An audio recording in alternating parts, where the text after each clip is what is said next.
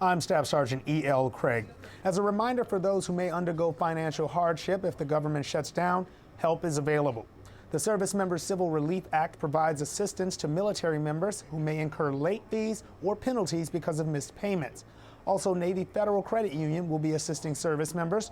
For those with direct deposit, Navy Federal is covering the shutdown-affected mid-month pay. Navy Federal also plans to expedite approvals for lines of credit, overdraft programs, and temporarily raising credit card limits. The Army and Air Force Exchange Service will continue operations during the shutdown. Though the business will be largely unchanged, some transactions may be delayed, such as firearms, which require background checks, or other federal government actions. NATO is looking into claims that an airstrike on a group of tanks in Libya may have killed as many as 5 civilians. A NATO spokesperson says although protecting civilians is a top priority, it's becoming increasingly difficult. We see all forces driving around in civilian vehicles, very hard to tell who's who, and also the fact that pro-Gaddafi forces are using human shields and are parking tanks next to mosques and schools. So it's very hard to pinpoint any of this military hardware without causing civilian casualties. NATO points out airstrikes have helped prevent Gaddafi's forces from overrunning the rebel forces.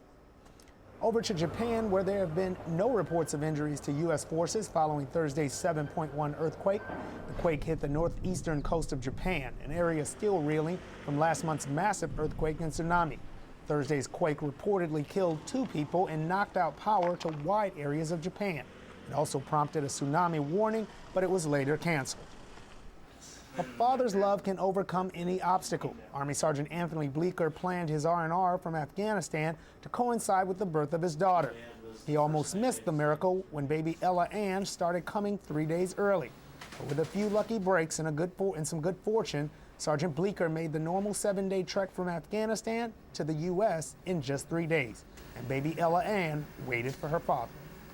My sister was driving too slow, so I kicked her out of the driver's seat and kicked it up a little bit and drove here. And when we saw the sign for Sheldon taking the exit, and we're like, I'm going to make it. That's when I realized I was going to make it before she was born. I think I have to be the only woman in Iowa to not want pregnancy to go faster. Within an hour of his arrival, his bundle of joy came into the world and into his arms. That's your news update. For more military news, including the latest on a government shutdown, head to pentagonchannel.mil.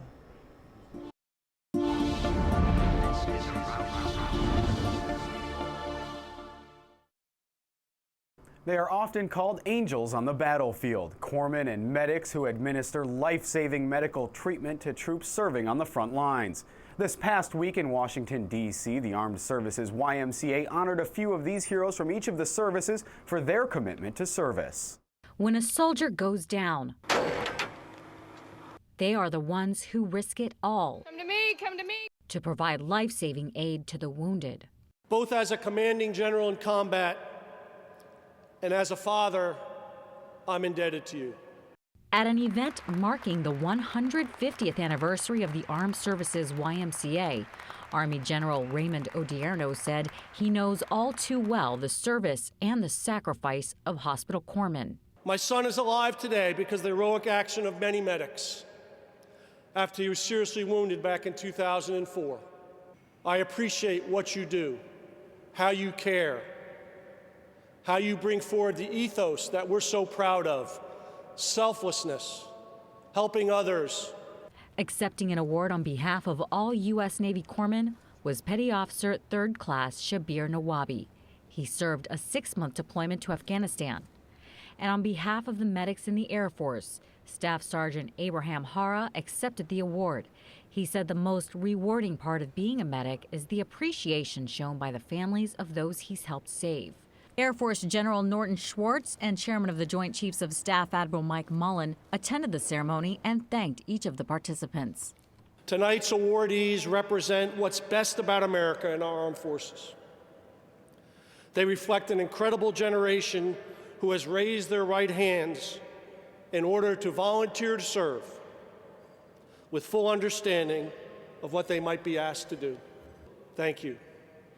Thank you for what you have done in the past, what you do today, and what you will continue to do in the future.